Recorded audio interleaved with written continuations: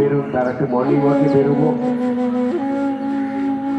সকালবেলা প্রাতঃভ্রমণটা খুব দরকার, গায়ে রোদ লাগানোটা খুব দরকার। এগুলো কথা এরপরে আসবে। আর কি খাবো আর কি খাবো না এই বিষয়ে একটু বলবো। তার আগে আমরা কি কি নিয়ম পালন করব, সকালে উঠবো কিভাবে সেটা বলেছি।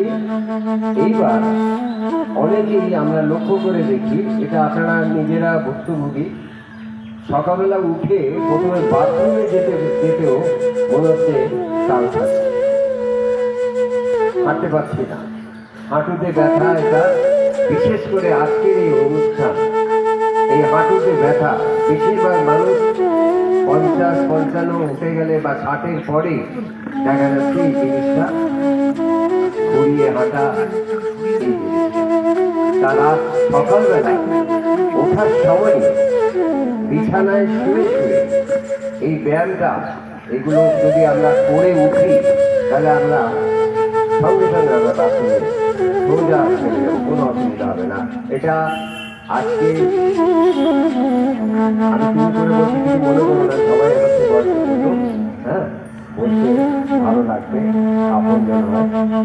তোমরা সবাই এইভাবে আমি একটু দেখিয়ে দিচ্ছি, কারণ এখানে শুয়ে দেখানোটা একটু খুব সহজেও লাগবে না, তাহলেও আর বেশিরভাগ শুয়ে করতে পারি না আমরা, কতগুলো বেশিরভাগ জিনিসগুলো আমি ধ্যান করা আর এই সমস্ত কিছু বসে বা একটু শুয়ে দেখিয়ে দেবো কয়েকটা, যেগুলো না শুয়ে দেখালে নয়।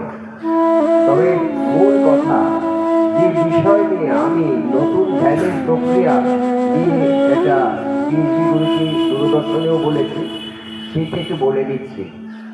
আমাদের কোনো জায়গায় অবিষ্ট সিদ্ধ, আমাদের অবিষ্ট একটা জায়গায় আমাদের একটা গোলে পৌঁছতে হবে। এটা কি ঠাকুর রামকৃষ্ণ বলছেন, বাবা পাগলা বলছেন, মহাপুরুষরা বলছেন, ঈশ্বর লাভই একমাত্র মানুষ জীবনের শ্রেষ্ঠ উদ্দেশ্য। তাহলে আমরা একটা গোলে পৌঁছবো। একটা জায়গায় পৌঁছতে গেলে আমাকে কি দরকার? একটা গাড়ি দরকার। আমি এখান থেকে শ্যামবাজারে যাবো, শ্যামবাজার যেটা আমার একটা গাড়ির দরকার, বাস হোক, ট্যাক্সি হোক।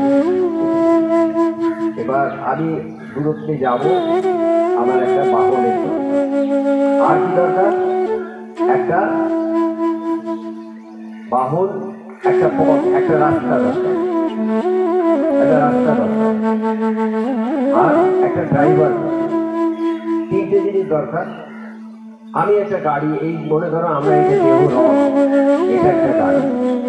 গাড়িটা ঠিক হওয়া যায়, এটাকে ঠিক করার জন্য, এটাকে সুস্থ রাখার জন্য, গাড়িটাকে আমাদের ঠিক রাখার জন্য আমাকে এই দেহ চর্চা করতে হবে। যার জন্য বাবা পাগলাকে বলছেন, দেহখানি তত্ত্বাবধানে রেখে থাকে। আগে দেহটা দরকার। আমার মাথায় ব্যথা হচ্ছে, পেটে যন্ত্রণা হচ্ছে, হাঁটুতে ব্যথা হচ্ছে, আমি কি ধ্যানে বলতে পারবো? তাকে ডাকতে পারবো? তাহলে আমার শরীরটাকে ঠিক রাখতে হবে, দেহখানি তত্ত্বাবধানে। তাহলে দেহ রথটাকে আগে, গাড়িটাকে ঠিক। এবার ড্রাইভার, ড্রাইভারটা কি? ড্রাইভার যদি একজন মদ্যপ ড্রাইভার থাকে, কিন্তু এখান থেকে তিনিও বাজারে গিয়ে অ্যাক্সিডেন্ট করবে, পৌঁছতে পারবে? যাবে না।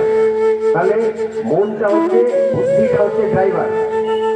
মন বুদ্ধিটাকে ঠিক রাখার জন্য আমাকে ড্রাইভারটাকে, অর্থাৎ মনটাকে ঠিক সুন্দর রাখার জন্য আমাকে ধ্যানে বসতে হবে, আমাকে সুন্দর আচরণ নিয়ে চলতে হবে, মনটা যাতে ঠিক থাকে। তার জন্য কি দরকার?